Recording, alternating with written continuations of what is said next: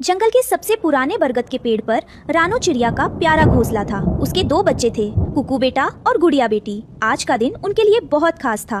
उठो मेरे लालो उठो, आज का दिन बहुत खास है। आज तुम दोनों पहली बार अपने पंख फैलाओगे। माँ सच में? मैं तो कब से इंतजार कर रहा था। मैं सबसे ऊंचा उड़ूंगा, आसमान छू लूंगा। माँ मुझे डर लग रहा है, अगर मैं गिर गई तो?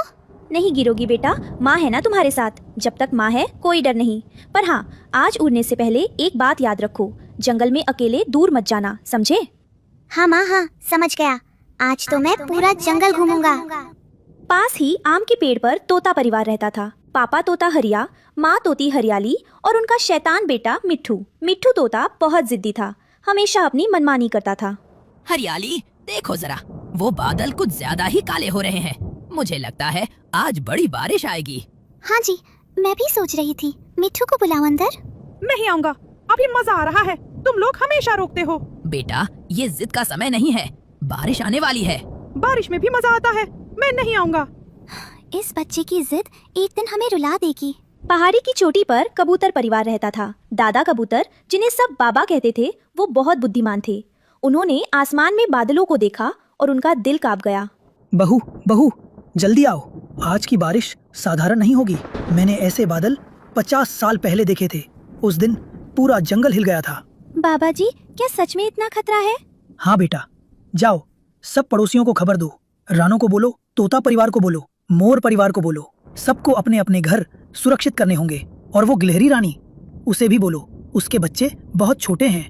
मैं जाता हूँ बाबा, मैं सबको बताता हूँ। रुको बेटा, तेज उड़ो पर सावधानी से, अपना ख्याल रखना। जंगल के बीचों बीच एक खुला मैदान था, जहाँ मोर परिवार रहता था। पापा मोर राजू बहुत घमंडी था, हमेशा अपने पंख फैलाकर चलता था। माँ मोरनी सीमा बहुत शांत और समझदार थी।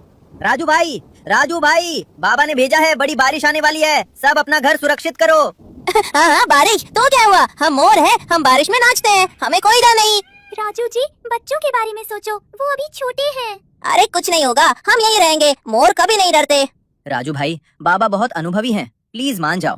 तुम जाओ बंटी, हम ठीक हैं। नीम के पेड़ की खो में गिलहरी रानी अपने 3 छोटे छोटे बच्चों के साथ रहती थी। उसका पति पिछले महीने शिकारी चील से बचते बचते घायल हो गया था। अब वो अकेली माँ थी, अकेले 3 बच्चों को पाल रही थी।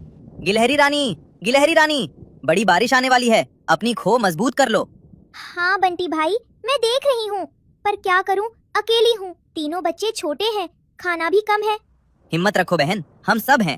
अंदर आ जाओ सब, जल्दी, आज बाहर नहीं जाना कोई। पर माँ, भूख लगी है। थोड़ी देर रुको बेटा, बारिश रुकेगी तो माँ खाना लाएगी, पक्का। इधर रानो चिड़िया के घोंसले पर खुशी का माहौल था। कालू कौवा और गोरी कोवी भी आ गए थे देखने के लिए। कुक्कू और गुड़िया अपनी पहली उड़ान के लिए तैयार थे, पर काले बादल अब और पास आ चुके थे। वाह वाह, आज का दिन याद रहेगा। कुक्कू उड़ेगा, गुड़िया उड़ेगी। रानो, वो बादल। हाँ देख रही हूँ गोरी, पर बच्चों का दिन है आज। बस एक बार, सिर्फ एक छोटी उड़ान। बेटा नजदीक रहना, दूर मत जाना। हाँ माँ। माँ, मेरे पैर थरथरा रहे हैं। यही तो असली जिंदगी है बेटा, डर के बावजूद उड़ना, यही हिम्मत है। माँ, मैं उड़ रही हूँ, देखो मैं उड़ रही हूँ। हाँ बेटा, उड़ रही हो, मेरी बच्ची उड़ रही है। गुड़िया की पहली उड़ान देखकर कुकू का जोश और बढ़ गया, और फिर वही हुआ जो नहीं होना चाहिए था। कुकू माँ की बात भूल गया और दूर, बहुत दूर उड़ता चला गया। वाह, ये तो बहुत मजा है। माँ ने कहा था नजदीक रहो, पर वो पहाड़ी कितनी सुंदर लग रही है, बस एक बार चला जाता हूँ। वो उड़ता जाता है। कुकू कुकू कहाँ गया? रानो, वो तो उस तरफ गया था। कुकू वापस आ बेटा, कुकू। तभी आसमान में बिजली कड़की और पहली बड़ी बूंदें गिरी। रानो, बारिश शुरू हो गई और कुकू अकेला है बाहर। मैं जाती हूँ उसे लेने। रानो रुको, तुम अकेले मत जाओ, मैं भी चलता हूँ। और फिर वो आया जिसका डर था। बारिश पर साधारण नहीं, तूफानी बारिश। हवाएं इतनी तेज कि पेड़ झुकने लगे, पानी इतना कि जमीन पर नदियां बहने लगी। पूरा जंगल थरथरा उठा। भगवान, इतनी बड़ी बारिश, बाहर जो भी होगा बचाना उन्हें। माँ, पापा, मुझे डर लग रहा है, मुझे घर जाना है। माँ। वो एक छोटी डाल पर बैठा है, वही उसका परिवार घर की खिड़की से उसे आवाज दे रहा था। हरा बेटा, कहाँ है तू? मैंने कहा था उसे रोको, अब क्या होगा? मैं जाता हूँ उसे लेने। तुम भी मत जाओ इस तूफान में। खुले मैदान में मोर परिवार के लिए ये रात सबसे मुश्किल थी। राजू, मोर की घमंड की सजा अब पूरे परिवार को मिल रही थी। तेज हवाओं ने उनका घोंसला तोड़ दिया था। सीमा, मुझसे गलती हुई, मुझे बंटी की बात माननी चाहिए थी। अभी ये सब बाद में, पहले बच्चों को बचाओ। पापा, मुझे ठंड लग रही है। माफ करना बेटा, पापा ने गलती की, पर अब पापा तुम्हें कुछ नहीं होने देगा, कुछ भी नहीं। राजू मोर ने अपने बड़े बड़े पंख फैला दिए। पूरे परिवार को ढकते हुए खुद भीगता रहा, पर बच्चों को एक बूंद नहीं लगने दी। इधर कुकू जंगल में अकेला फंसा था। बारिश में भीगा, थका हुआ, डरा हुआ वो एक पेड़ की डाल पर बैठ गया और तभी आसमान में एक काली परछाई नजर आई। शिकारी चील, जो अकेले और कमजोर पक्षियों को ढूंढती थी। माँ कहाँ हो तुम? मुझे डर लग रहा है। मैंने गलती की माँ, मैंने तुम्हारी बात नहीं मानी। अकेला बच्चा, बहुत अच्छा। ये तो चील है। माँ। चील नीचे आने लगती है। कुकू, कुकू, कहाँ है तू? कालू चाचा, यहाँ हूँ, चील है, बचाओ। कालू कौवा तेजी से आता है और जोर से चिल्लाता है, दूर हट चील, ये बच्चा मेरे जंगल का है। इसे हाथ लगाया तो पूरा जंगल तुम्हारे पीछे पड़ेगा। मेरे बच्चे के पास मत आना। शिकारी चील बड़ी थी, ताकतवर थी, पर उस दिन रानो चिड़िया की मंगता उससे भी बड़ी थी। कालू और रानो दोनों मिलकर चील के सामने खड़े हो गए और तभी गोरी कोवी की आवाज सुनकर पास के पेड़ों में बैठे और पक्षी भी आ गए। सुनो सब, सुनो, एक बच्चा खतरे में है, आओ सब। एक एक करके हरिया तोता, बंटी कबूतर और भी पक्षी आ जाते हैं।